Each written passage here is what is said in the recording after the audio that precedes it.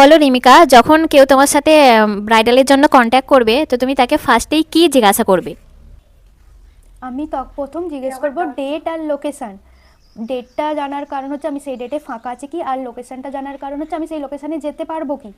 সেই দুটো কনফার্ম করে আমি জিজ্ঞেস করব যে সে কোন লেন্থ অবধি মেহেন্দি পরবে। আমাদের 4টে লেন্থ হয়, এলবো লেন্থ অবধি, তার থেকে 4 আঙুল নিচে কোয়ার্টার লেন্থ, তার থেকে 4 আঙুল নিচে মিডিল লেন্থ, আর তার থেকে 4 আঙুল নিচে হচ্ছে রিস্ট লেন্থ।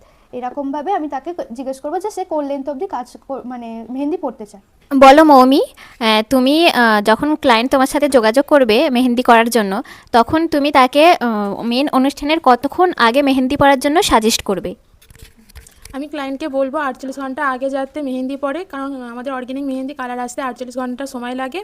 আর আইব্রো ভাতের আগে পড়লে আমাদের সুবিধা হবে, আর ক্লায়েন্ট আইব্রো ভাতে অনেক রিচুয়ালের ফলে সে খুব ক্লান্ত হয়ে পড়ে, তাই আমরা সাজেস্ট করবো তার আগের দিন পরে নেওয়া। আর ক্লায়েন্ট যদি ভয় পায় যে আমাদের মেহেন্দি উঠে যাবে, তখন আমি ক্লায়েন্টকে বলবো যে আমাদের অর্গ্যানিক মেহেন্দি 7 দিন স্টে করে।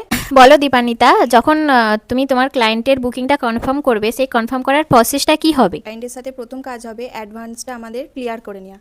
দেন তারপর আমরা ক্লায়েন্টকে বলবো যে একটা লিস্ট যাতে বানিয়ে দেয়। সেখানে থাকবে ক্লায়েন্টের নাম, ক্লায়েন্টের বাবার নাম। ক্লায়েন্টের বাবার নামটা নেওয়া কারণ আমরা হয়তো সেই লোকেশানে গেলাম, গিয়ে হয়তো সেই লোকেশানটা আমরা আর পেলাম না, মানে কাজ করছে না ইন্টারনেটের প্রবলেমের জন্য। তো সেখানে আমরা ক্লায়েন্টের নাম বললাম, হয়তো ক্লায়েন্টের নামেতে অনেককে নাও চিনতে পারে, সেই কারণে তার বাবার নামটা নেই, তার ফুল অ্যাড্রেসটাও যেন সে দিয়ে দেয়।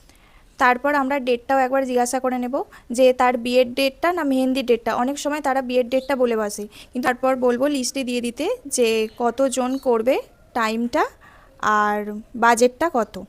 দেন তারপর আমরা বলবো যে একটা নাম্বার দিতে, এবং তার সাথে একটা যেন অল্টারনেটিভ নাম্বার যাতে দিয়ে রাখে, কারণ ওই নাম্বারে আমরা যদি যোগাযোগ করতে না পারি সেই জন্য আমরা অল্টারনেটিভ নাম্বারে যোগাযোগ করে যাতে যেতে পারি, সেই জন্য অল্টারনেটিভ নাম্বারটা নেওয়া।